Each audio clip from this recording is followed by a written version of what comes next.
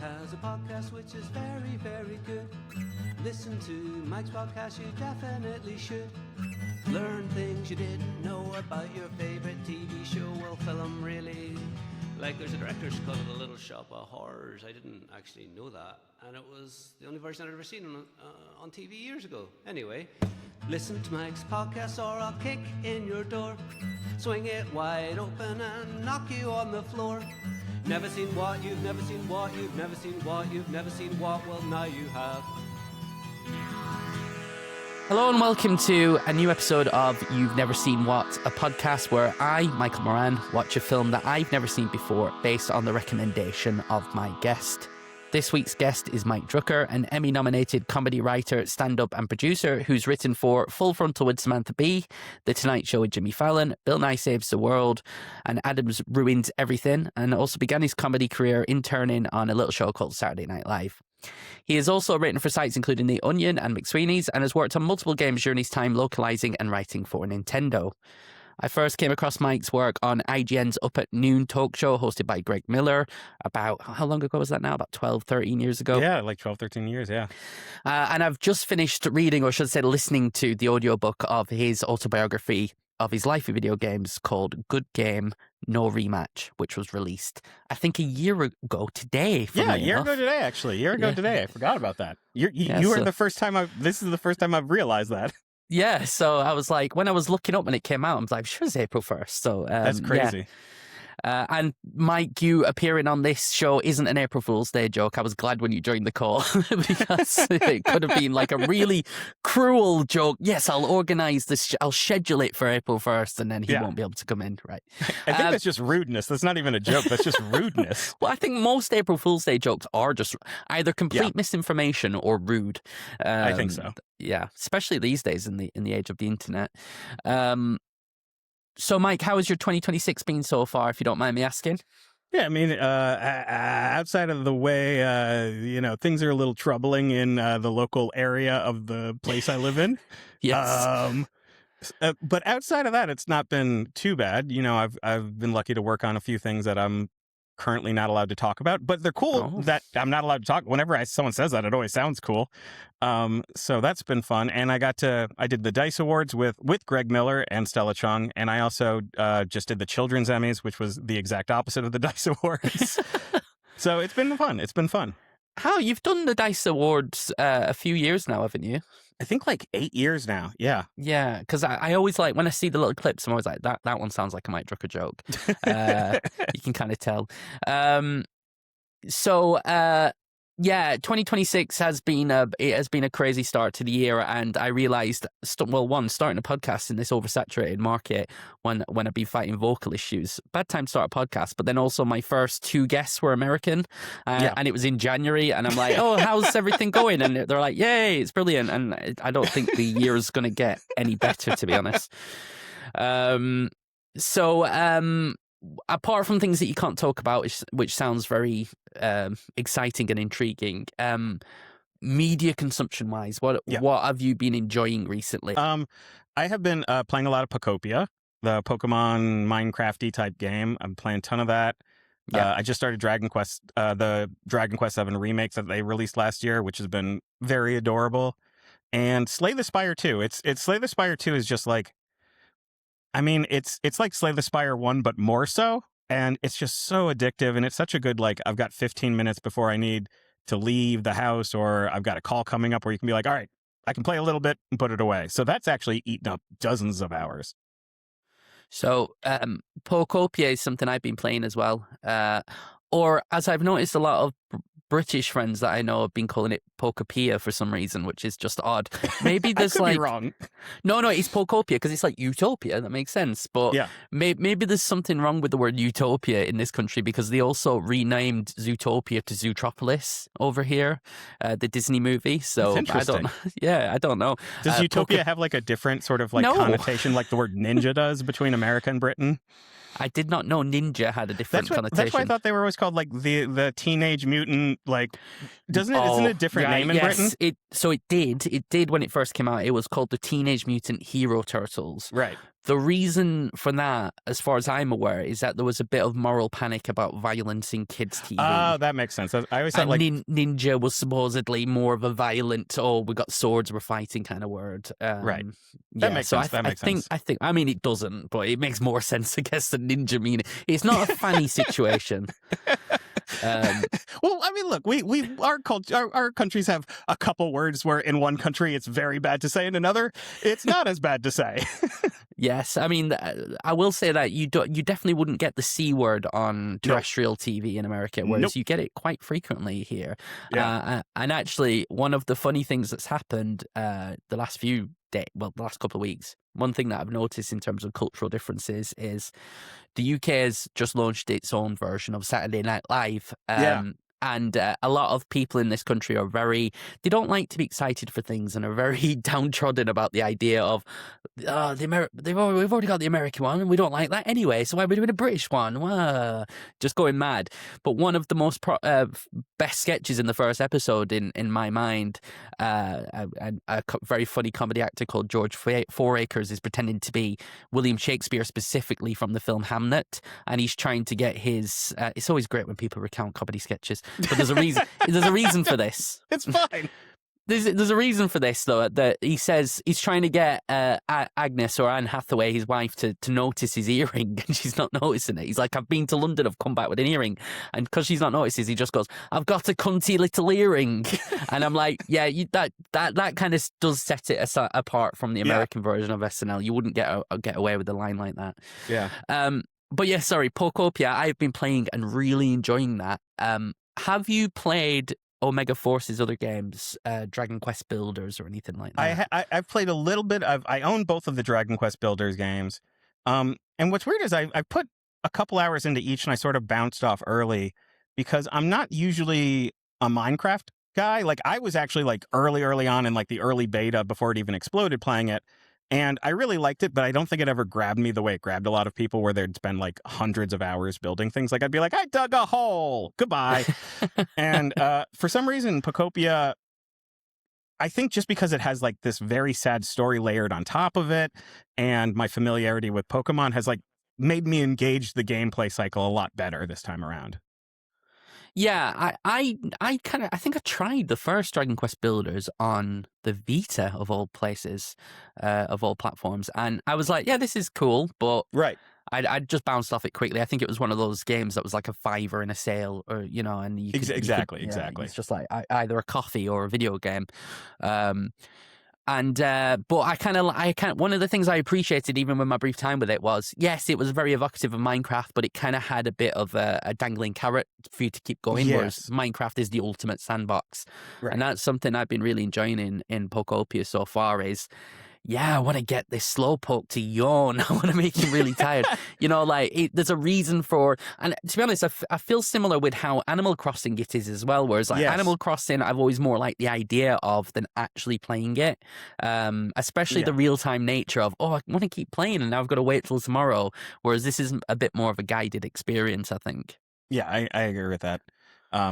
Although, like, both this and Animal Crossing have the same thing where I go online and I see what people are creating, and I just feel so bad about myself. Like, you see, like someone I saw online today, they rebuilt the police station from Raccoon City in Resident Evil 2 inside Pokopia. That's crazy because it is like a full Minecraft type game as well, isn't it? It's not just like the Animal Crossing. Like sometimes I forget how much. Like I've just started digging at one point. I'm like, when is it going to stop me? Like, when is this Switch 2 going to just give up with the amount of geometry? So have you ever created anything that you would be willing to share to other people in a Minecraft or anything like that? Or is it just the most basic of basic? It's very much like that. Like I have a bit in my book where I talk about like me building like square shacks. And I feel like that's where I top out usually. And I think I might have like built some big thing once. In Pokopia so far, I've only built like small houses. I haven't built any giant structures. In Minecraft, I think I built like one castle-y thing once, but it was not very good. Like if you were a king living in that castle, it was like it was a very small country. Like you were not a very rich country in that castle. I will be honest though, I don't know how many hours I've put into Pokopia. I'm in like the third biome. like the seaside town. Although I think you can do the seaside town or the mines in either order. Yeah, you can do them in any order. So I'm there, and I realized that they kind of give you these shells of houses that you can kind of build. I haven't actually built a house. I've only built like one of the prefab houses. I'm not like actually built like walls or anything like you would in Minecraft yet.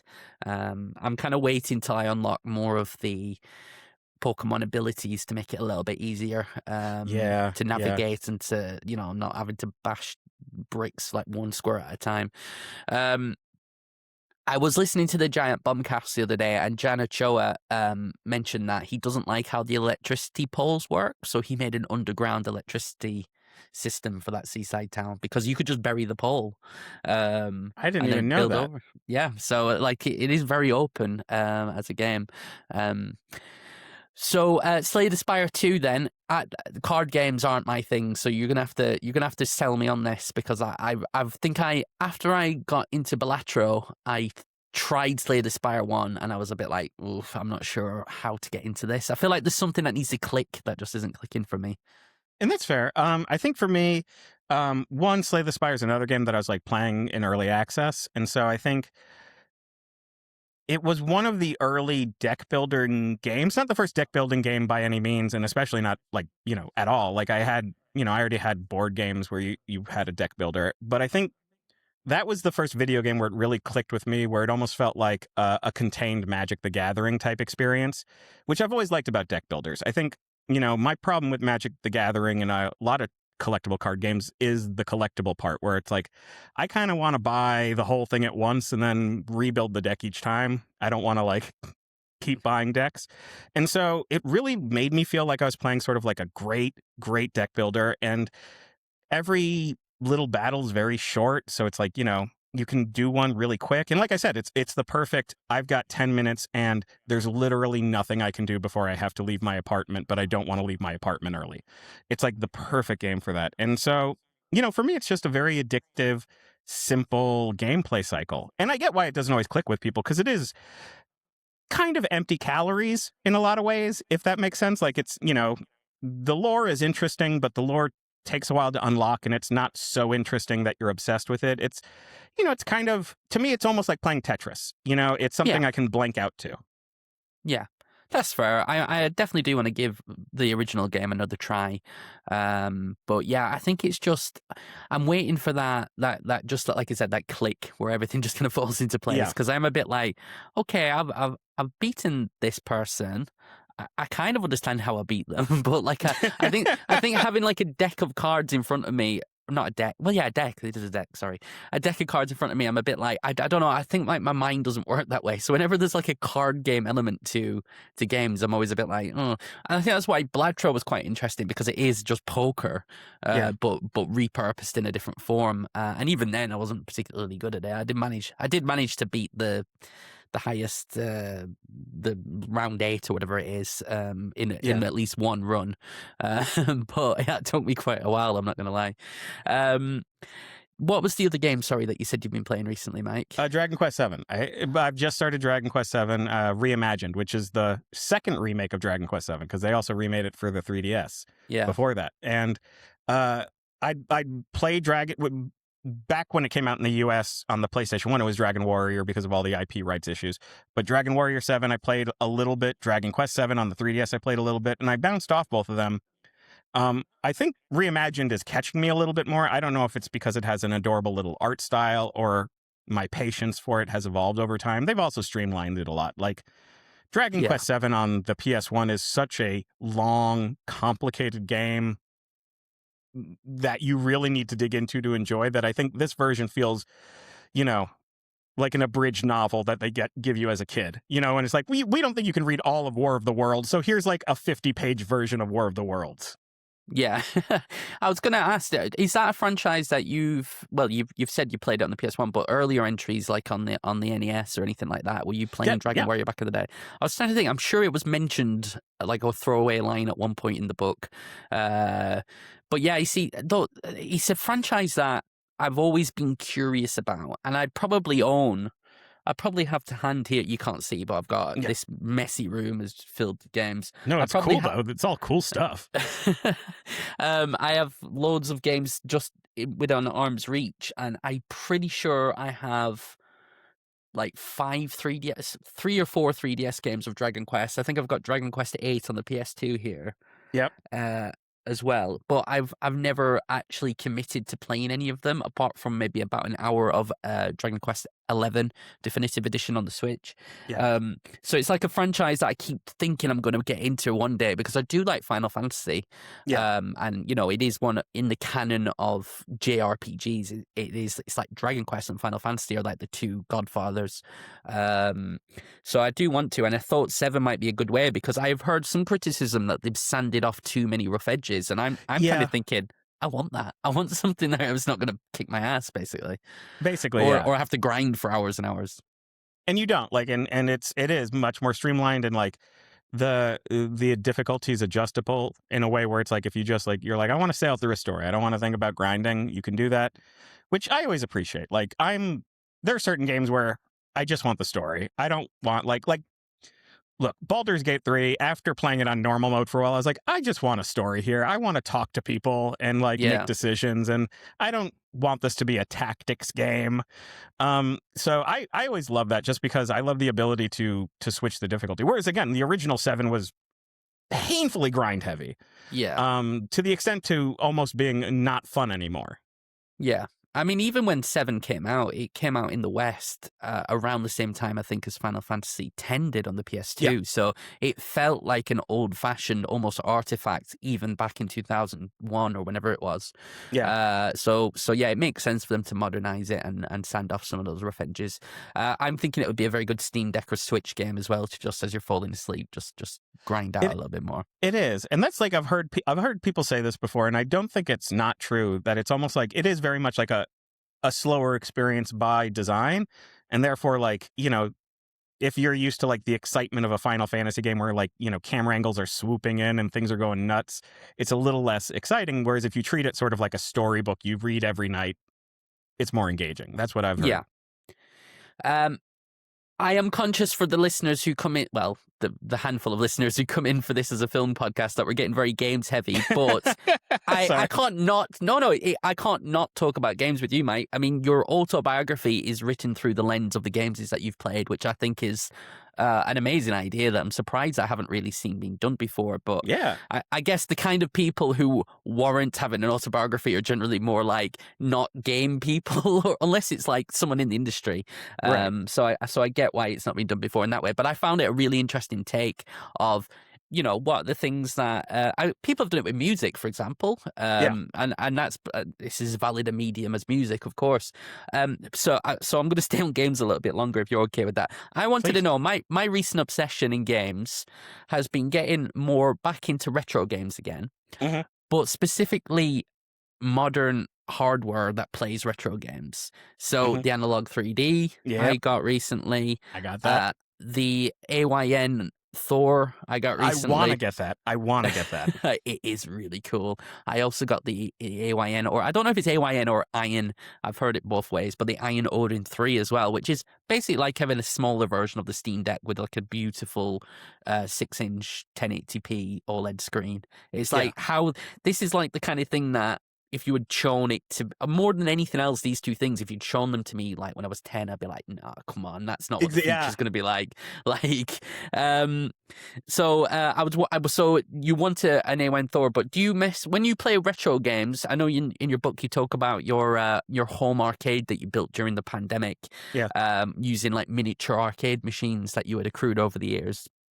In a really interesting kind of chapter where it's a great form of escape because there is something tangible about games compared to, you know, the extra 15 games I've added to my Steam library and the Steam Spring Sale. You know, like they're just in a big list. Whereas if you've got something tangible, it makes a difference.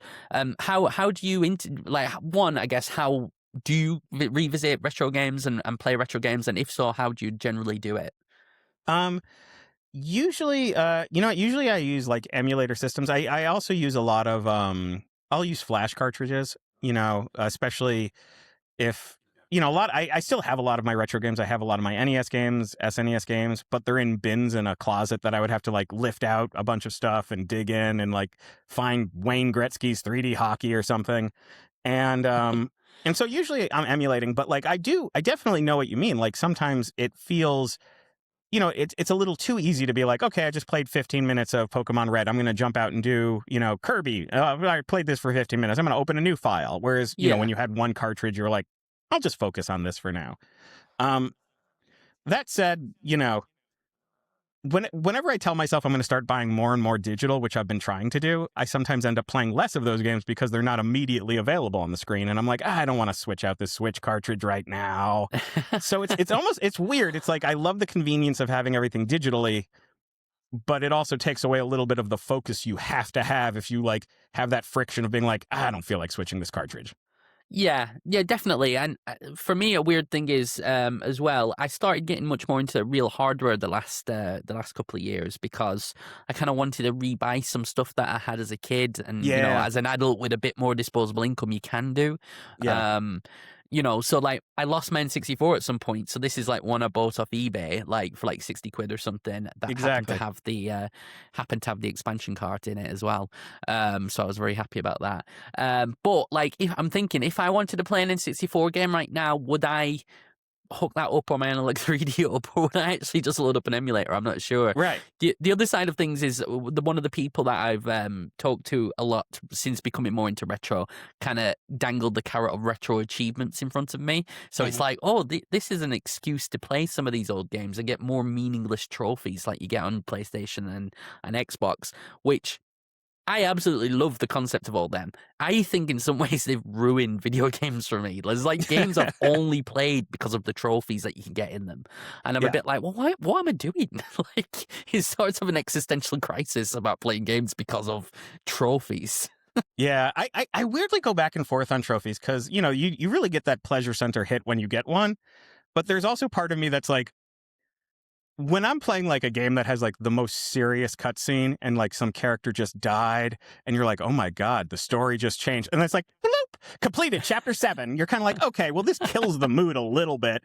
And I know I can turn it off, but then I won't find out about the achievements. And so it's like that flipping back and forth type thing. And going back one point, like the nice thing about these retro systems is that you can play old games you didn't play before. Like a lot of us focus on the nostalgia. I played this as a kid, but like, there's a lot of Game Boy Advance games that I just never got because my family didn't have the money or, I didn't even know about it. And so it's almost like when you sign up for like, linking this to movies, when you sign up for like the Criterion channel, you're not signing up because you want to watch the newest movie that just came out this year. You're like, oh, I've never seen this movie from 1950. Let me finally watch it. And a lot of retro systems are like that. Like, I didn't play a couple of, going back to Dragon Quest, a couple of the DS Dragon Quest games were just hard to come by. So I wasn't really able to play them until emulation. And like Dragon Quest V is one of my favorite DS games now. And I've actually sought it out since then. Luckily, I got it before it cost like $300. So I also think like outside of just the nostalgia of childhood, it's a chance to revisit games we missed. No, 100% agree with that. And Dragon Quest 7, well, that's a remake, so it's a bit different. But that's the kind of thing where I am like, when recently I started playing a game, and this kind of ties back to what I was saying before. For the first time ever, I started playing Resident Evil 1. Never played it before. I'd seen someone play through, like, at a friend's house, most of Resident Evil 2. I always hated the controls. I could never do it. Yeah. I was too scared. And I started playing it and really enjoying it. But I was playing on an emulator, but I was deliberately not using save states because I thought, well, that's not how the game was supposed to be beaten. Yeah. But I did have retro achievements turned on, and they ruined the game in a weird way because it came up with like they would have like timing points, like speed run things that would pop up, or like defeat all of the monsters that come in the second act of the game, like the stronger zombies. I can't remember what they're called. Like, defeat all of them without leaving the corridor. And I'm like, well, I know I'm about to be attacked by this monster now because it's come up with a thing. And I'm like, this kind of devalued the experience a little bit. But like that is maybe that's not Resident Evil's a huge franchise, so it's not the best example. I easily could have played that as a kid, really, compared to some of them. But a big one for me is a lot of translations as well these days. Mm-hmm. Yeah. I started playing a game, a translated game, a couple of years ago called Mizurna Falls on the PlayStation 1, which is I've heard of that. very Twin Peaks-esque, very ambitious for a PlayStation 1 game, and very glitchy as a result of that. And it was just this fascinating little insight into the mind of a developer who would actually quit the industry and go and move to the Pacific Northwest to work as a Twin Peaks tour guide not long after making the game. I actually did not know that. Yeah, so little things like that are interesting, and like the fan translation community, although like everything else in the world right now, even that is being tainted by the demon of AI.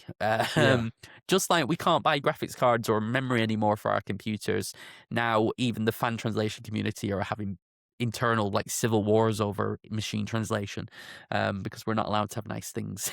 Nope, no nice things anymore. Do you have one of these things, Playdate? I actually do. I have they released a pizza cover where it looks like a pizza box, and I got that. Yeah, for it. I nearly got that. Yeah.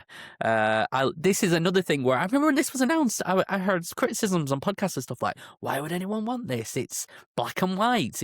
Get a Switch. And I'm like, that's not the point. That's not the point of this. The constraints make interesting games as well. 2 buttons, black and white screen, the crank. Like, I think that sometimes it's nice to, and it's one of the reasons I've enjoyed kind of revisiting some of these old games, is those constraints really made and continue to make people think out of the box in terms of interesting mechanics and stuff like that. Yeah. My favorite retro game that I rediscovered and didn't have as a child, since my kind of journey back into retro, was Quackshot. On what I'd call the Mega Drive, you'd call the Genesis. That game is amazing. I absolutely love it. I've never played that. But now I can play it because I have. Yes, I think play every it. Genesis game ever made. Definitely play that. Very, very good. It's so good that on my Twitch channel, I had someone make custom alerts based on it. So like the little sprites pop up and do That's stuff so like if fun. someone follows or whatever. So sorry, that's video games, movies, and TV. Have you been watching anything interesting in that realm recently? I have. I was late to finishing Fallout Season 2. God, still video games. Fallout Season 2. Movie wise, let's see. I always catch up on things a little bit too late. Super Like Mario I saw Brothers One Battle movie's out After Another today. too late. I saw Sinners too late. It's almost like I'm like 6 months behind everybody because everyone's like, this is the best thing ever. And I'm like, we'll see. And then I finally watch it and I'm like, this is amazing. Anyone want to talk about it? So I'm seeing the Mario Brothers movie tonight. Really, I'm stuck in such a hole as a person.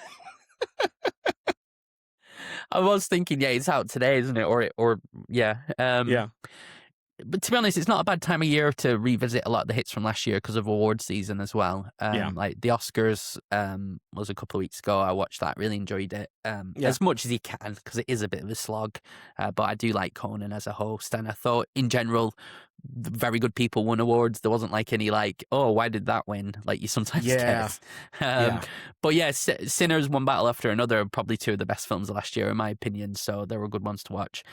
How often do you get to the cinema yourself? Are you going to Mario tonight? But is it something that you go often, or do you just wait for video on demand normally? I used to not go that often because I didn't live super close to one, and a little while ago I moved, and like now I live like a block and a half away from a movie theater, so it's a lot easier just be like with Naked Gun. It was literally like, oh, all right, I'm just gonna go see Naked Gun, and like got up out of my chair and went to the theater, which is and it's an independent theater, which is nice because I feel like I'm supporting something that's in the community, versus just one of the big chains that doesn't necessarily always need my money. And so I have actually been going a little bit more to the theater. What did I just see recently there? I absolutely forget. But like, I'll just decide if I'm having a bad day. I'll just walk out and go to the theater. Like it must have left an impression, whatever it was. I have like three cinema. We tend to say cinemas, I guess, more than theaters over here. 3 theaters in within like a 5-mile radius of me here where I live. So I'm probably quite lucky because I grew up in Ireland, which is why, not that you'd know, but my accent's a bit all over the place. No, I can still hear it. And we had no, like the nearest theater was 20 miles maybe, which is, you know, Right. especially when I don't drive as a child. Like as a child in particular, it was a thing your parents had to bring you to. Like I couldn't just go to the theater with my friends or whatever. Although in my little tiny town in Ireland, very rural town where most of the people in my school were destined to work on the farm when they left, there was a mobile cinema that was like a truck where it would park up and the sides would pop out. And That's it cool. was a theater inside. I'll send you a picture after this of what it looked like. But it had a full proper projection, like film projector, and it would have new releases. But it would travel from little town to little town. So that's how I watched The Two Towers for the second time. Yeah. I did go to a proper, quote unquote, proper cinema to see it the first time. I think I saw Austin Powers Goldmember in that mobile cinema as well, and a few other films. But yeah, it was such a big deal to go to the cinema as a kid that I probably don't take advantage of the fact that I can go very often now. Yeah, I agree. And like when I was a kid, the first run movie theaters were pretty far, so that was with parents. But there was a second run movie theater that was like $1.50 to see a movie, and it had like 4 arcade machines in there, and they had maybe 3 screens in it, small theater. That was walkable from my house as a kid, and so I saw Jurassic Park 8 or 9 times in the theater there. I saw Phantom Menace 7 or 8 times, even though I didn't love it as a kid. Like it was just so cheap that I would just go to the theater again and again and again because. And it was literally like $1.50 back then, and so you know these were movies that were out of the big theaters for months and months and months, so no one cared about them anymore. But as a little kid, you're like, I'm just going to go to the theater. So some of my best memories are literally like being like 10 years old and probably putting myself in some danger walking like half a mile away from my house, but like getting up and just going to the theater. Well, I just get slightly off track, I guess. But within your book, I think there's many times where you would have been in danger as a child, just being left to your own devices, dropped off at a bookshop. I remember actually. That reminded me when I was listening to that because I've for the audio listeners, for the listeners, I listened to Mike's audiobook version of his autobiography of The Last Day, and one of the stories in it, not to spoil it, you should go and buy it from your local bookstore. One of the stories in it was that Mike would be kind of almost left at a local bookstore as a form of almost like bringing someone off to a babysitter just to leave him in a bookstore all day, because that's what he would just sit reading all the books. And it reminded me of when I was a child, my mum and dad losing me in a bookshop and like it becoming such a big bookshop and like panicking and like having to go to the front desk and stuff like that. And eventually they found me just huddled in the corner reading Star Wars Expanded Universe novels that I really, really wanted. So it kind of reminded me of that. These kind of theaters, second run theaters, I don't know if we really have stuff like that over here. We do have smaller theaters that are a bit of a dying thing now. Yeah, where they're almost dead here too. Yeah. Well, but the ones that we have, the very small, non-affiliated chain ones, would generally still show new films, but they'd only have 1 or 2 screens. And there was one quite near where my dad lives, which is a smaller town outside of the city that I live in. It's been closed for a few years now, but it was actually where I saw Jurassic World when it first came out. And it is like so small, it's maybe 10 seats across, not even 10, probably 5 seats across. And a little old deer would come with a tea trolley, like on the Hogwarts Express, offering you cups of tea and stuff like that. Felt like the decor hadn't been updated since the 50s. I think there was like an organ, you know, like it was like something from Fallout, to be honest, that kind of 50s aesthetic, but or post-war British aesthetic, I should say. Recently, I suppose films that I've saw that I've not mentioned on here really is I went to see Project Hail Mary. That was it. That was the one I saw. That was the one I saw. I was thinking it might have been that, but yeah, I thought it would have you would at least remember the film that is predominantly features a puppet of a rock creature. No, I liked it too. I just don't know why it like leaked out of my brain that I'd seen it. That's the one I saw. And I really liked it. Yeah, I liked it. I liked it. I just found it quite hard to separate in my mind from the book because I had read the book. So I was telling a friend who had also read the book about it. Like, I don't know. If I hadn't read the book, I don't know how I'd feel about it because they're so intrinsically linked. It's probably how I'll feel when they make the adaptation of your autobiography, Mike. Oh, man. Who would play you, do you think? 8 film series. Get it all in there. Who would you have play you? you know, there's no one I can think of that it would be a compliment. Like there's no guy like, you know, what's his name? Paul Walter Hauser, maybe the guy from Naked Gun who was like the buddy. Yeah, from Fantastic Four as well. Yeah, yeah. Like maybe that's the closest analog. Like, you know, that's not a bad there's no shout. one good. There's no stars that look like a thumb. This was always a question that we'd have in like places that I worked, who would play you, and I'd always be, I've lost a bit of weight recently, but I'd always be like, oh, you'd be like whatever fat guy they could think of. Like, Exactly. Like, yeah, like I look nothing like this guy, but you know, yeah, but he's fat, isn't he? So, that's basically the requirement. Yeah. What character actors can I think of? The other stuff I watched recently that I wondered if you had. Have you watched Nirvana, the band, the show, the movie? No, I really want to. I really, really want to. Everyone's recommended it to me, and I just have not got around to it yet, but I really want to. I hear it's amazing. Yeah, I really, really enjoyed it. But what I quite like is, although that hasn't had a wide release over here, I don't know why I've just been playing with bubble wrap, making noise for the audio. Although it didn't have a wide release over here, I know it's been, you know, very well received in America and in Canada. Yeah. I want to see a resurgence of silly comedies, and I think Naked Gun was such a daft, funny film. It was, you know what I watched on Amazon was, and I think this might have been released in the UK theatrically, but not America, was Fackham Hall. Yes, yeah, and I haven't watched that yet, but yes. It's not as good as Naked Gun, but like I was not unhappy with it. Like it telegraphs the jokes a little bit harder, and a lot of the jokes are based on how British people pronounce words. And so like a lot of it, I'm like, yeah, all right, I get it. I get where we're going with this. But it's super fun. And it's just a silly movie where everyone seems to be having a good time being silly. And I miss that so much. Yeah, I definitely want to check that out. For some reason, one of the screenwriters for it is a very famous stand-up in this country called Jimmy Carr, who is a very much we have this phrase in the UK. I don't know if it'll mean anything to you. He's very Marmite. You does love not mean him. anything to me. So I don't know how I'm going to explain a British idiom to you, but here you go. You can, if you're ever in London, you can go around going, "Oh, that's very Marmite." Marmite is a yeast-based spread that you spread. I know. Yeah. So, but the whole thing with Marmite is it's. They used to have a marketing slogan tying into this. Some people love it, some people hate it. And they used to lean into that with their advertisements. So it was like a thing. And something that's Marmite is you either really, really love it or you really, really hate it. There's no middle. There's no people who just accept it.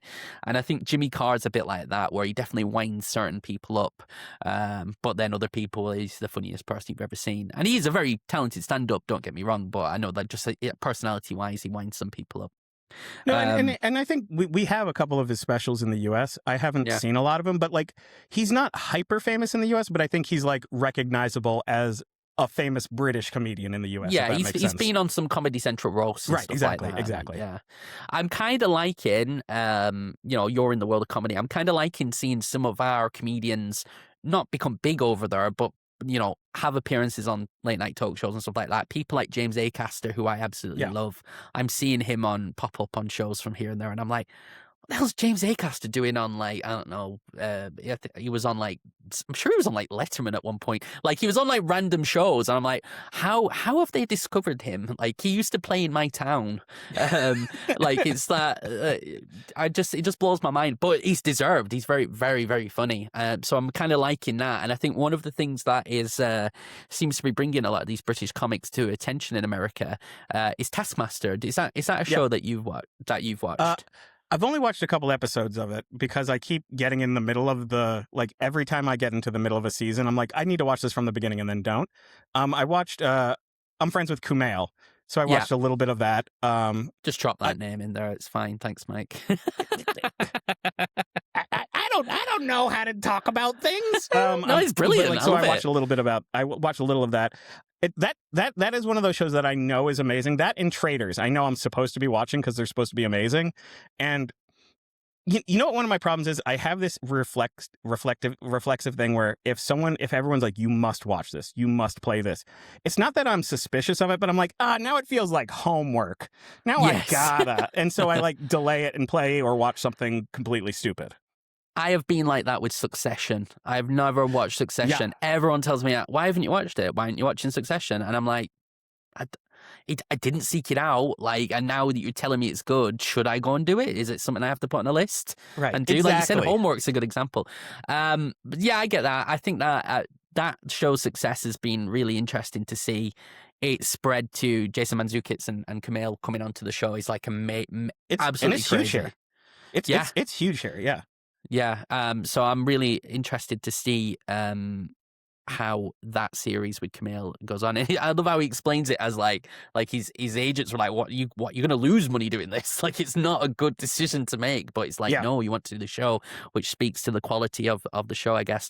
I do have someone from Taskmaster coming on to nice. One of the contestants from Taskmaster coming on to a future episode. I won't say who in case it falls through. I don't want to advertise someone and then they just say, nah, fuck off. What was I going to say? TV wise, is there anything on TV that you've been watching apart from Fallout? I've been let's see. Sorry, give me a second. For some reason my brain is Twisted blanked Metal. What else? I haven't seen Twisted Metal yet. You know what it is? I've been watching. I've been going through a lot of documentaries. I watched the America's Next Top Model documentary, which is horrifying. So I really enjoy that. Sometimes I feel like I chill. I relax a lot with documentaries. I have been watching. What's it called? There's a new cartoon that a friend of mine created called Strip Law on Netflix. So I've been watching that, which is really, really good. But you know what? I haven't had as much time to watch TV lately as I want. So I feel like a lot of what I'm watching are like trash documentaries about murder because I'm like, all right. Sort of like Slay the Spire. I've got 15 minutes. What can entertain me for 15 minutes without me feeling bad? And so, I haven't got to watch as much TV as I want. I really should. We live in a weird era where I'm like, I really got to make more time for television.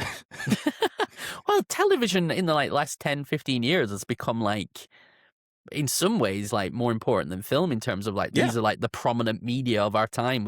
People are saying we're in like a golden age from like 2008 to like 2015 kind of. It's Breaking Bad and Game of Thrones and all, and The Wire. Well, The Wire was a bit earlier, but you know what I mean. I'm just looking up Strip Law. I haven't come across it yet. I'll definitely have to seek that out. Looks interesting. I haven't watched an animated sitcom in a while. I think that Rick and Morty burnt me out a little bit. Which I enjoyed. Don't get me wrong. I think it's easy to dislike Rick and Morty and the fans of Rick and Morty more than the show itself. Much like I'm not really interested in the new Star Wars movie, but that speaks more to the Star Wars fan base than the Star Wars movie itself. And that's the thing is like, it's like people always talk about you have to separate the art from the artist, but sometimes you have to separate the art from the fan base because I fall into the same thing that you do where I'm like, I don't want to have to like watch something and then everyone have discourse about it. Like, especially like a Star Wars movie. I want to watch a Star Wars movie and have a good time. I don't want to argue about whether or not like there's too many women in it or something. Yeah. Like it just feels like it's so frustrating because, look, Star Wars is a great series and it can do a lot and they've done a lot with it. And there's a lot of ways you can have fun in that universe. It's not that serious. We don't need to be mad that there might be like a Black Jedi or something. Like, and I don't understand why people take it so seriously that it's no longer fun for anybody. There's two things that have gone wrong somewhere in the timeline. One, it's great that people still like the things they liked as kids. That's amazing. Be a fan into adult. I am a fan of Star Wars. I'm a fan of what would be considered childish video games. That's great. But don't forget that these things, are, in a lot of cases, are still made for kids. That's the thing that people do. I get this a lot with Doctor Who fans in particular, because that's been going on for 60 years at this point. It literally had its 60th anniversary a couple of years ago. There are people who are pensioners, pension-age people, who are Doctor Who fans, but Doctor Who has always been a show for children. Right. So you can get mad about the changes that they've made to your precious little baby, but it doesn't matter. Like, your old shows still exist, and that's the other thing that people need to realize. Yeah, the existence of something new doesn't make the old thing go away. It doesn't erase it. It's unless if you don't like it. Stick with the old stuff. Unless it's James Cameron's remasters, in which case your iTunes library gets automatically updated to the new version. But in general, you can still watch. When people go mad about the Star Wars sequel trilogy, which is very up and down in my mind, I think that The Last Jedi is maybe my second favorite Star Wars film. I think it's amazing. Some people think it is literal hell on earth. Those people are a bit weird in my mind, but regardless. They could just not watch that film. It doesn't change anything that came before. Why did he feel like they've been violated in some way? Just because Luke didn't come out and do a lot of flips. Yes, exactly. None of this is real. And they literally rebooted the expanded universe when Disney bought it. Like they reset the canon. So it's not like these are real historical events. Like the way people get mad is it's almost like if you and I were time travelers and went back in time and ruined history. You know what I mean? And they're like, how dare you do that? And it's like, no, this isn't real. So if you don't like it, you could just ignore it entirely. Ironically, history being rewritten is something that doesn't get these people mad, though. In many cases, they agree. No, it's the exact same group that wants to do that. That's true. Yes. I didn't think about that. So as I've already mentioned, I have been in full-on cramming mode, and I've both read and listened to part read, part listened to Mike's autobiography, Good Game No Rematch. Is that what it's? I've panicked then that I had the wrong name of the book. No, that's the name. You got it right. You nailed it, man. Thank God. I kept calling it something else in my head for some reason. I crammed it and listened to it over the past 24 hours. And the funny thing is, now speaking to you in person, Mike, because I listened to the audiobook, I might have listened to it on 1.5 times speed. So it's like I don't know if you've ever done that with a podcast or an audiobook. When you put it back to 1 time speed, it sounds like the person's drunk and like trolling. I always kind of think there must be a very specific cadence. You must be trying to hit a specific word per minute way of speaking with that stuff. That I bet is really unnatural. But it makes sense because people need to be able to understand it. Yeah. I absolutely loved it, and I'm not saying that because you're on the show. I'm not saying I would say that was fucking crap either. But I really did, because I don't read a lot of autobiographies. I've read a couple in the last few years from comic writers and comedians that I really liked. I've read Ramble Book by Adam Buxton, and I've read Seth Rogen's Yearbook as well. And I really enjoyed both of those. So I don't read a lot of autobiographies, but I don't know why that is. I kind of think that I should listen to more audios, particularly audiobooks. I think it's a good way. Audiobooks, when it's like, a Brandon Sanderson novel, is a bit like, I'm going to really listen to this for 40 hours or whatever it is. Yeah. But audiobooks, particularly when it's like the person actually reading it, kind of makes sense. Really did like it. I'm just wondering, how did this come about? Was this like an idea that you had and you pitched around, or you approached, or what kind of led to the writing of the book? Well, we talked about how there's books like this about music, and I read a book about movies by Patton Oswalt called Silver Screen Fiend, and it's about how movies influenced his life and how his life changed through the lens of movies he loved. And I realized, like we were saying earlier, there's no games about books that do that. Yeah. There's one or two, but it is a very, very rare genre where there's a lot about movies, there's a lot about music, there's a few about television. And so I saw that, and, I love video games, but the thing about video game books is they mostly come in two varieties, which is the history of something, and it's usually a very well-researched, very good journalistic history of something, or like a coffee table book where it's like, here's beautiful pictures of JRPGs. Yeah. And both are valuable, and I own a whole lot of both of those. So do I. I own so many Bitmap books. It is nuts. But, there just wasn't something like that was a little more personal and down to earth.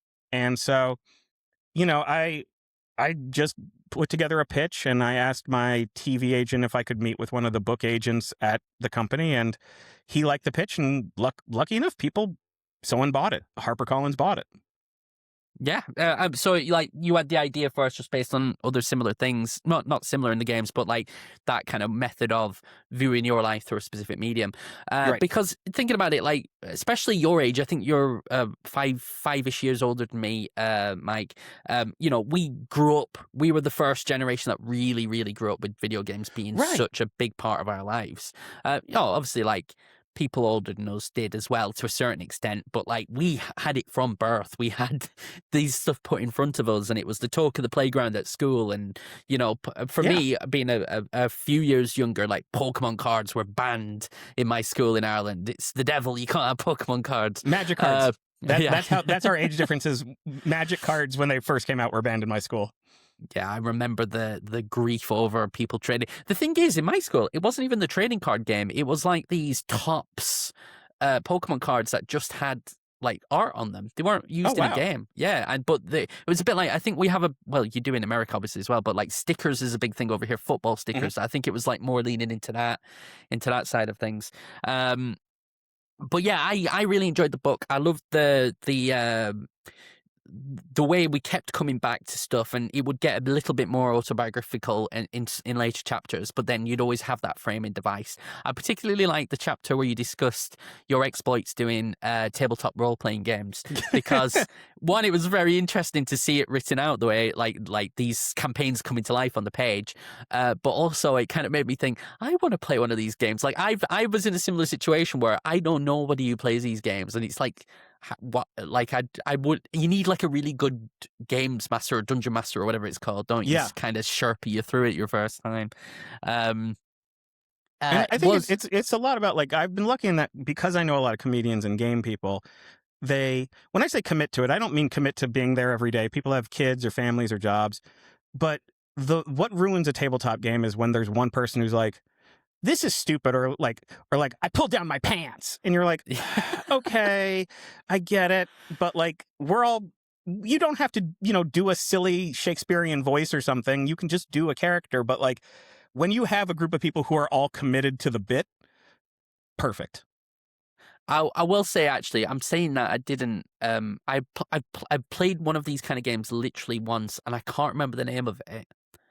You'll definitely know. It's like the scenarios are a bit more like action films, like Die Hard and stuff like that.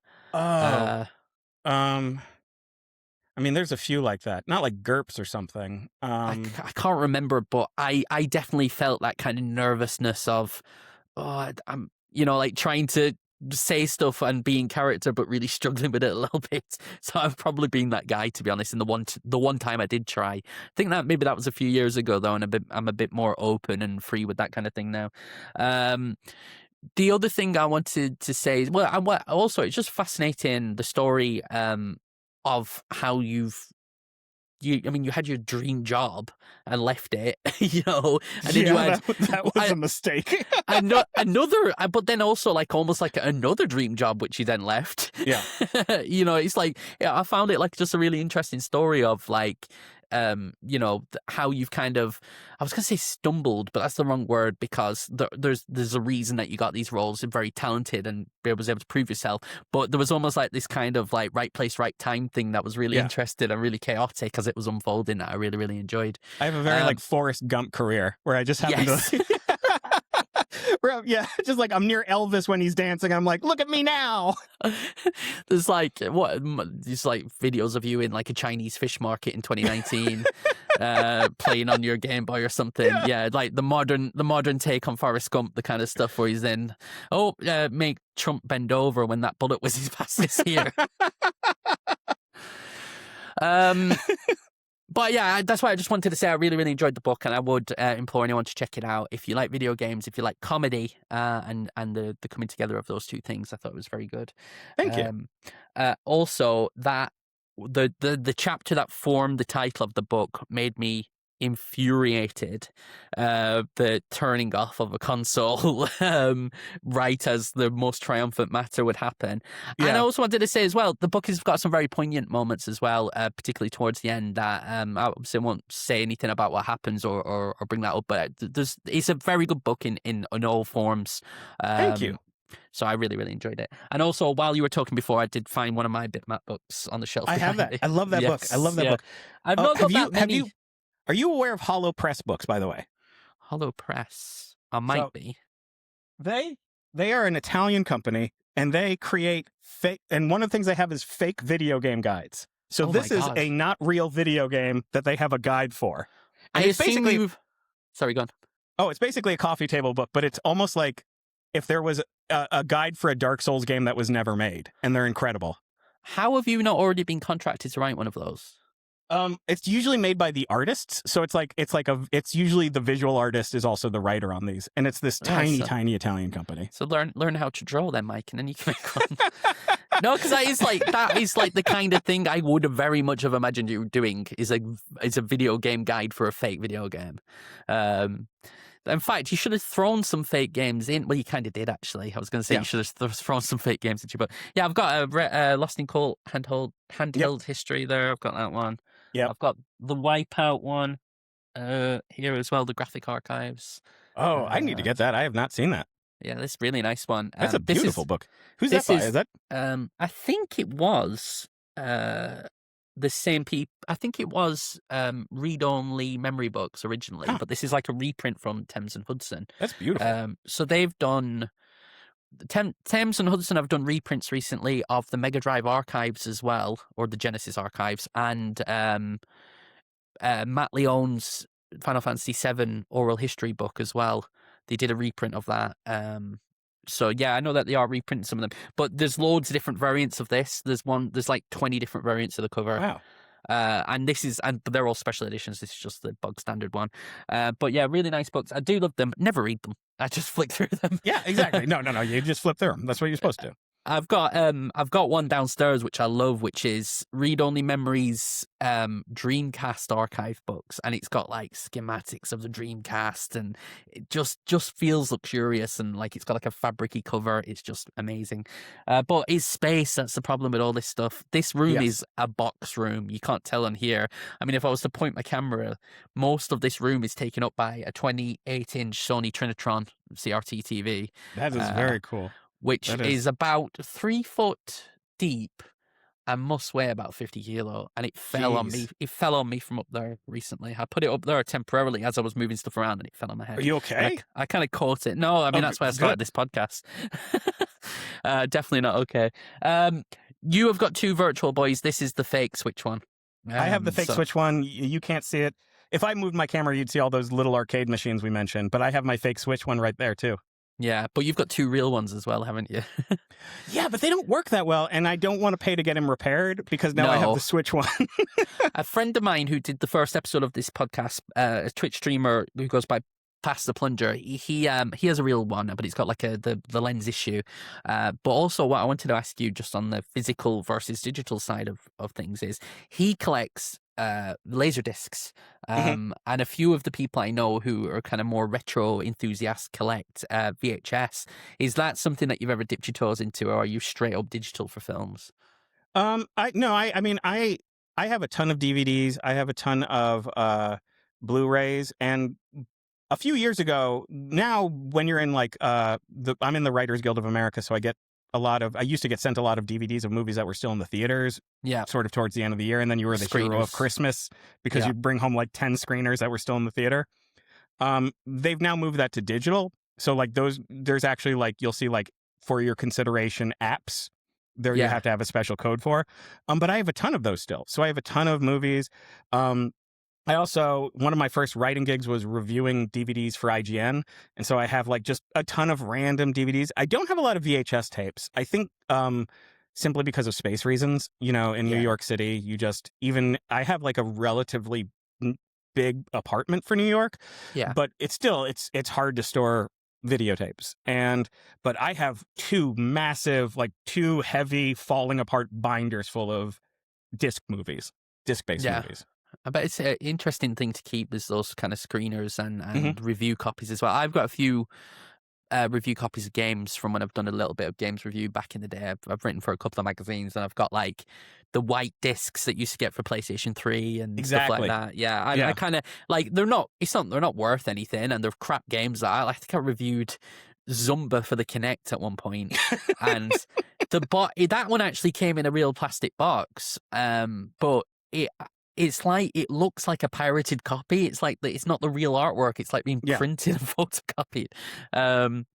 But yeah, so that kind of stuff's interesting. I do love the tangibility. I'd love to collect laser discs like my friend does, but with them, it's not even the discs. It's finding a working player. That's the problem, and they're so expensive. But Yeah. I love And same way I love vinyl because it's like a big artwork. I don't really listen to them. I just like collecting them for bands I really like. I like the idea of laser discs. I was about to say that. Like, I have a ton of vinyls, and it's literally like 50-50 old comedy albums from way back in the day and video game soundtracks. Like, it's almost 50-50.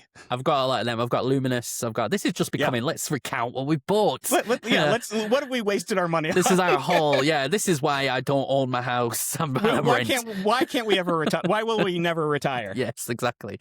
The PC Engine behind my head and the Famicom Twin. They're the reasons. I've got Luminous, I've got Metal Gear Solid, I've got quite a few, but they get very pricey, them video game ones, because it's the companies that make them, like the one that's on your hat right now. Very hard to get in the UK right now as well because of shipping costs, and then it's made more complicated with the current worldwide situation as well. Right, okay, so after that aside, let's talk about Hundreds of Beavers. Okay, so Mike chose for me to watch the film Hundreds of Beavers, which is a 2022, I want to say slapstick, almost like a silent movie film directed by Mike Chesley. I'm just going to read out the IMDb synopsis of the film, which is always fun. The last film I reviewed on here was Cabaret, and the IMDb synopsis made no sense for that film. This is the IMDb synopsis. In this 19th century supernatural winter epic, a drunken Applejack salesman must go from zero to hero and become North America's greatest fur trapper by defeating hundreds of beavers. Mike, why did you pick this film for me to watch? Because it is one of the first films I've ever seen that felt like a live-action Looney Tune cartoon. It is so, and even that description, you're like, well, that's a weird movie. You don't even know. You do not even know. Like, that is a movie where, as it went on, I was smiling bigger and bigger and bigger till you get to, and I won't spoil it, but when you get to that end scene where it just by the way, we can do full spoilers here. It's fine. we can do when it becomes like a weird mech of beavers. It's so, like, for those of you listening, it's very Looney Tunes. It's very, very Looney Tunes. Like, he's trying to kill these beavers. And by the way, all of the beavers are clearly people in beaver suits. And when he cuts one open, it's like felt, almost like toy organs he's taking out when he's like skinning the beaver. It's so bizarre. And there's also like a little bit of video gaminess when he's buying something, because there's like a weird table, like Zelda-y type shop. It's such a weird movie. It's like you said, it's nearly silent, but there's sounds. It's just there's no talking, but there's like grunts and like being like, wah, wah, wah, wah. And it's so weird that I was just so captivated by it. I'd never seen a movie like it before. It made me smile and laugh so hard, and it also made me feel like I was losing my sanity. So when I started this podcast, Mike, I was thinking people are going to pick The Godfather or even in the realm of like the kind of nerdy films that the people I've asked on this show might pick, like something like The Princess Bride I've never seen. There's lots of like big things. The first film that I reviewed on this podcast with a guest that I didn't know was Jeff Kanata picked My Dinner with Andre, and I'm like, this isn't fall into that you've never seen what category. Yeah. This film definitely doesn't fit into that, but I absolutely love that you've picked this for me, because I don't think I ever would have seen this film otherwise. So as Mike has already described, this film is like a real life Looney Tunes cartoon, but it's also very evocative of silent movies. It's black and white. There is very, very limited dialogue. It does start with a musical number, but apart from that, it's mainly grunts and a couple. It's very Mr. Bean, actually, where you hear the odd word and it's like distorted. But it starts off with a musical number. And as an independent film, when this film started off, I thought, is this one of those like film production studio idents that I'm watching that just is really, really long? You know, you're not sure if the film has started or not. And I was like, oh no, this is what we're doing. We're into this weird. It is very visual effects heavy, but not in the way you're thinking. It's animated elements. It almost feels like it feels like a live action cartoon, almost a live action anime at times, I'd say as well, in terms of some of the stuff that they do. But very low budget. Well, reasonably low budget, but done with a very care and attention to detail that is really impressive. I can't imagine how they made this film and what they went through to try and put this together. And that's part of it too, is like you said, like you're like, I know that this is a low budget film, and I believe it was like shot in Canada. Maybe I think it was Wisconsin, maybe Wisconsin, yeah, Wisconsin. But I think what budget might have been $400,000 or something. Because I remember after I saw it, I was like, I got to read everything about this. Yeah. I also, by the way, saw this at the same time. I saw this at the same time. I saw a movie called In a Violent Nature, which is an independent horror film, which is very different, but it's also very like in a foresty. So that's the Canadian one. But I've just never seen anything like it. It's so stupid, but in a way I like. Like, you know, there's just so many gags, and like the longer it goes, the more you're like, okay, it's not going to get weirder. Oh, it got weirder. Okay, it's not going to get weirder. And it keeps getting weirder and dumber and stupider. And I was just so happy the whole time. It does, but also this film is nearly 2 hours long. Like It's when long. like as I was watching this, and I was like, right, we're about half an hour in. Like, where is this going? I was like, we've already had this crazy opening musical number. Yeah. Then we've had the most cartoony, insane recurring gags with. I mean, the plot of this film is basically The Revenant. It is. It is.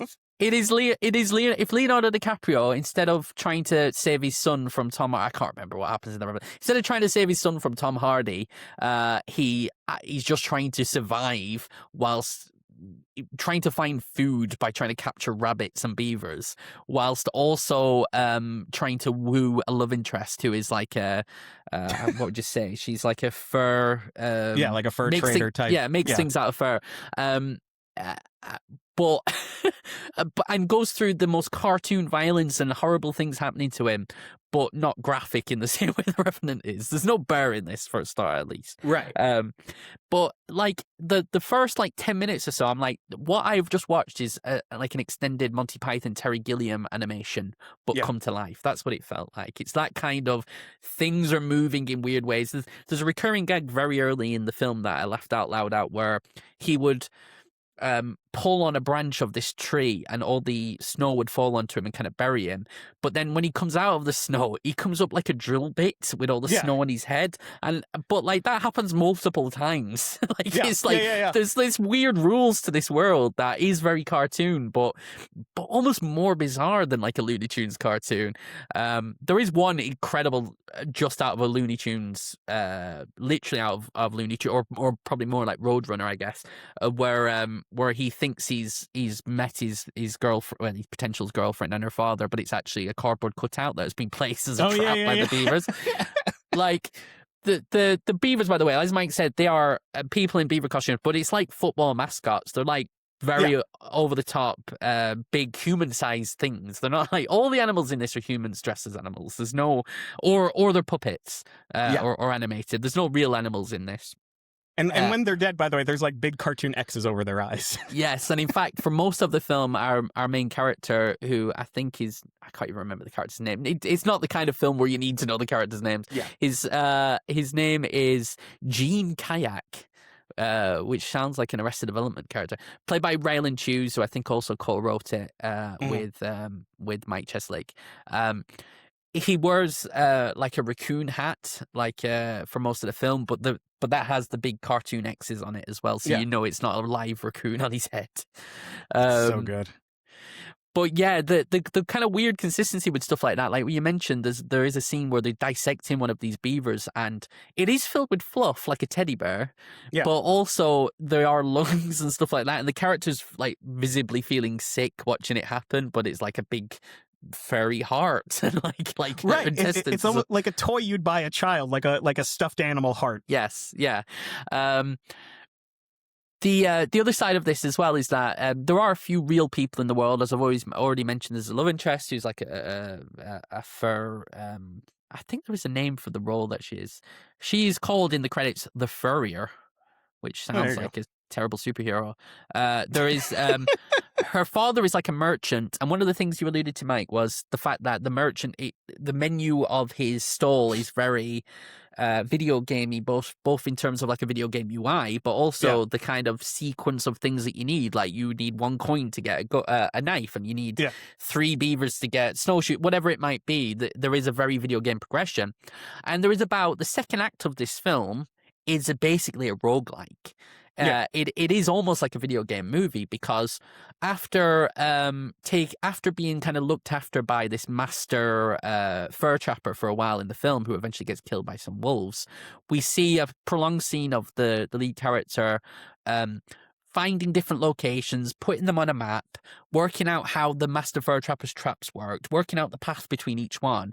And it is like a loop in a video game, or in something like, almost like in something like a Satisfactory, or like one of these builder games where, I'm just going to go and check on what I've caught in this trap, move on to this one, see what's happening. And he gets better and better as the film goes on, like in a video game. At the start of this film, he can't do anything. Right. He's constantly being outwitted by the beavers and the rabbits in the world.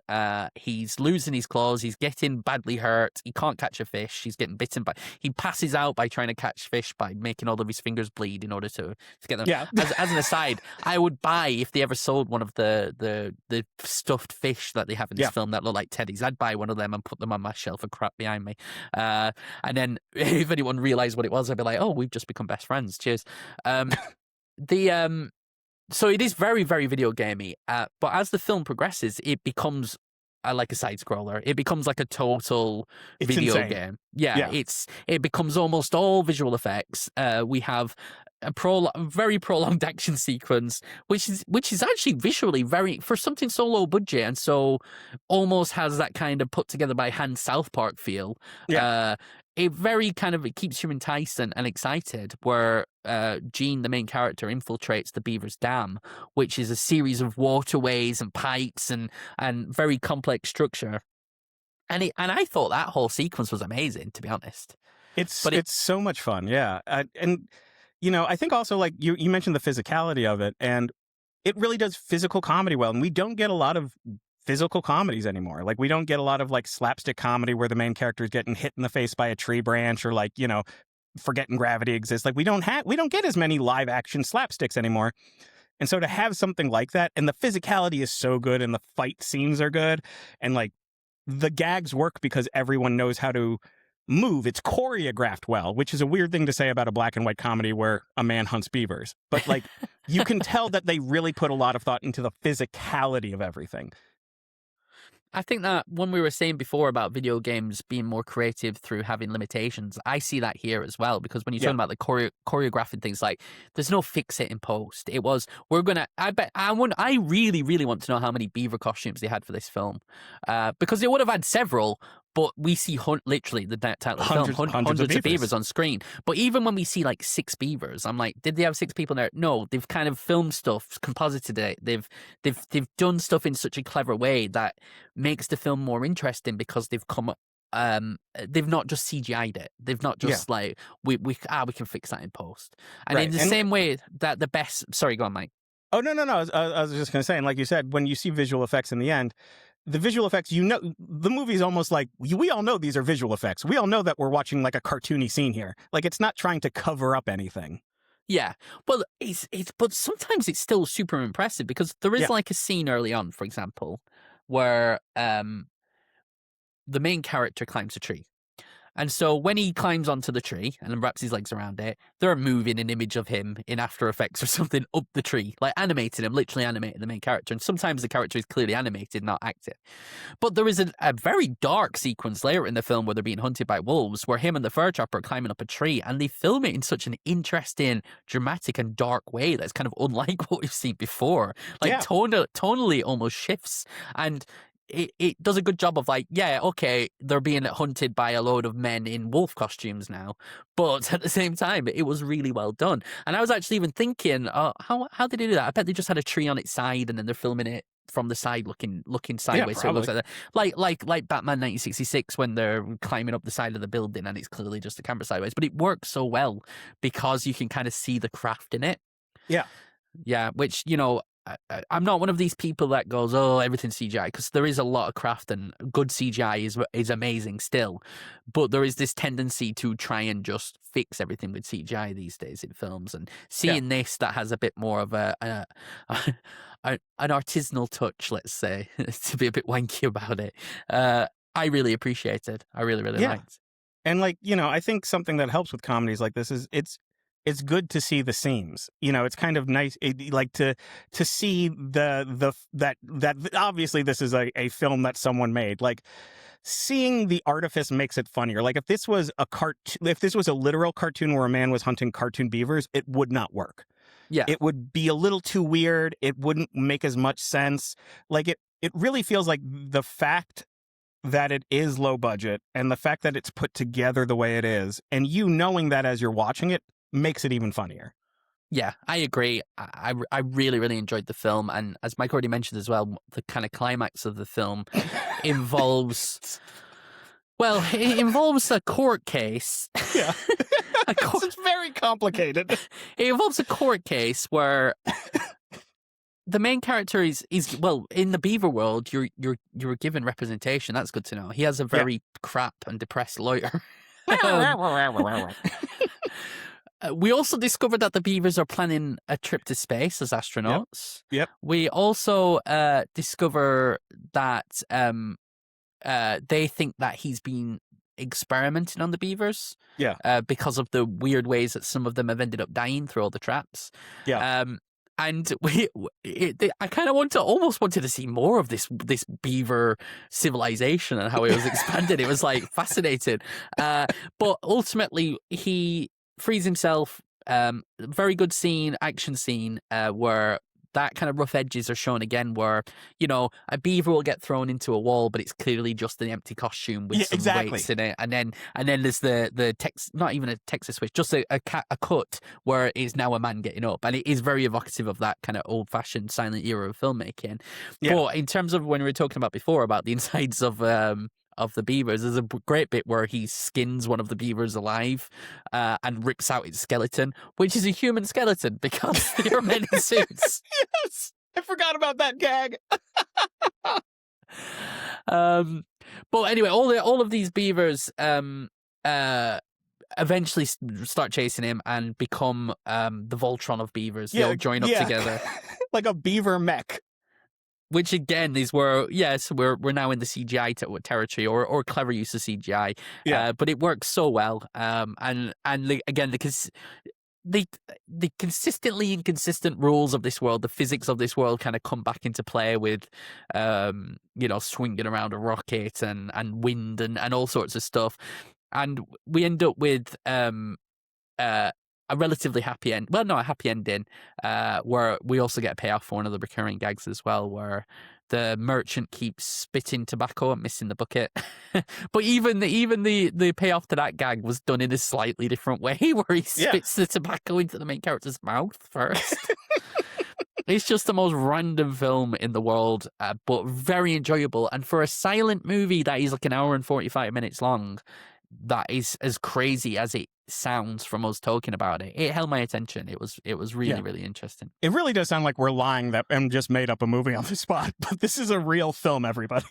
I can't believe this film exists, to be honest. That's what I love about it, is I love any movie that makes me go, I love this. Why would anybody make this? Like that feeling of like, this is made for me. Like some people decided that they were going to make a movie for one person and it's me. Like that's what I love that in a movie. I recently watched the video about when you're saying, we don't get this slapstick anymore. I recently watched the video that was kind of reappraising the Farrelly Brothers Three Stooges movie, and saying it was actually had some good elements, and it was just a lot of ill-conceived stuff with celebrity cameos and stuff in it that kind of ruined it a little bit. And I was thinking, we don't really get, apart from that, I can't really think. I mean, I guess like Naked Gun has a little bit of slapstick stuff, but yeah, I can't think of anything. Although I suppose, actually, we mentioned Mr. Bean before, Rowan Atkinson's Johnny English movies, which are a few years old now, there's a little bit of that. There is the odd bit of that. But that kind of humor I miss. And I think I've spoke to a few people recently about like the greatest sitcoms of all time, and very, very high up for me is Frasier. And I think the reason it is so high up is because it is such a perfect amalgamation of American humor, but also very British sensibilities, both in terms of wordplay, but also slapstick, like Fawlty Towers kind of thing. And you know, when I think of that show, some of the funniest things are like the Le Ferrer episode where they run a restaurant together, and the funny things are them banging into the door and like the perfect kind of comic timing of everything like that. And we just don't get enough of that. Every comedy these days has to be the Office style, winking to the camera or looking at the camera. And as much as I love that kind of thing, don't get me wrong, I want to see more silly comedy. Yeah, I would just love to see more physical comedy, and it's not like a a horror film where I want to see someone actually get hurt, but you want to see an idiot get a mallet to the face and it not do any physical damage. I don't want someone's nose to be broken, but like it's like I want a movie where someone's holding a bomb and when it explodes, their hair is blown back and they're not dead. I miss those days. Yeah, I fully agree. Is there anything else that you want to touch on with this movie, Mike? It's kind of a difficult one to discuss, really. It's like you have to see it to believe it. You really have to see it to believe it. I would say just watch a trailer for it. And I think it might be available for free, at least in the US, on one or two streamers. One of the streamers that has ads, I think. But like, go into it just not the less you know going into it. If you just go in with this, you still don't know enough about the movie, so you're good. Yeah, I'd say even don't watch trailer. Spoiling it, you don't even know how we get to the court scene, and the way is crazy. And so it's not going to like give it a chance, but it's kind of like if you're looking for a movie that is unlike anything you've seen before, this is a good shot. This is a good one to try. It varies based on your taste. I also see how this might not be for everybody because it is almost purely a silent physical comedy movie. But I would say just watch a trailer for it. If you're interested in it, watch a trailer because the trailer is a pretty good barometer. Some trailers lie to you. Some trailers try to trick you. Some trailers reveal too much, and this does none of that. The trailer sold me. So I would say, I know that's like a stupid, obvious thing, but actually just watch the trailer. I don't even know how you would do a trailer for this film, so I might watch it now. Have you seen the other film by this kind of group of people, Lake Michigan Monster? I have not. I should. Yeah, I might have to seek that out or wait for someone to... I am in this horrible trapped world now where there are films that I want to watch that are not that one. No one's going to suggest that unless you were to come back on. I don't think anyone else would suggest that. But, there's films that I want to watch that I'm worried that a guest will want to talk about, and I almost want to wait for them to be suggested. But I don't think anyone's going to pick Lake Michigan Monster, the 2018 even lower budget movie at a budget of $7,000. Yes, from the same creators of this film. Yes, but who knows? I might get someone on who's like, you know what? You've never seen Lake Michigan Monster? We need to rectify that. Mike, I've already taken up way too much of your time, so we'll wrap it up now. You can find Mike on Blue Sky.